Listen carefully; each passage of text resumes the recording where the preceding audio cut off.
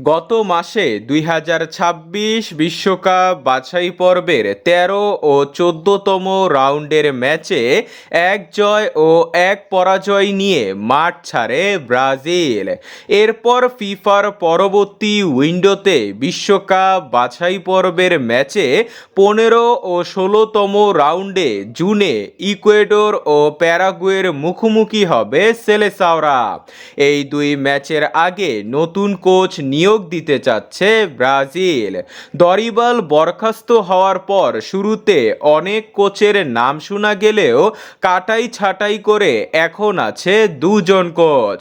একজন হচ্ছে রিয়াল মাদ্রিদের কার্লো অ্যানচেলতি ও আরেকজন হচ্ছে আল হিলালের জর্জ জেসুস।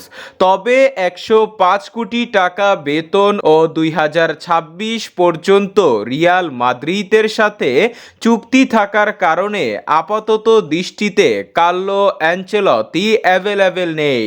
তবে অ্যাভেলেবেল আছেন আল হিলালের 70 বছর বয়সী জর্জ জেসুস।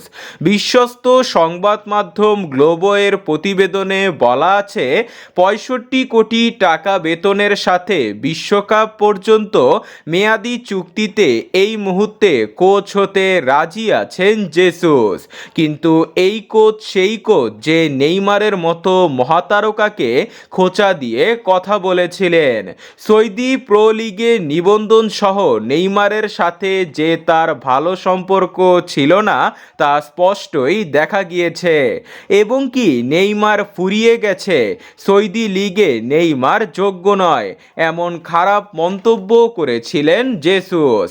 ফলে নেইমার আল হিলাল ছেড়ে শৈশবের ক্লাব সান্তোসে ফিরে যেতে বাধ্য হয়েছিল। এই কোচই সিবিএফ থেকে কোচ হওয়ার জন্য গ্রিন সিগন্যালের অপেক্ষায় আছেন। 2026 বিশ্বকাপ জিতার একমাত্র দাবিদার নেইমার জুনিয়র।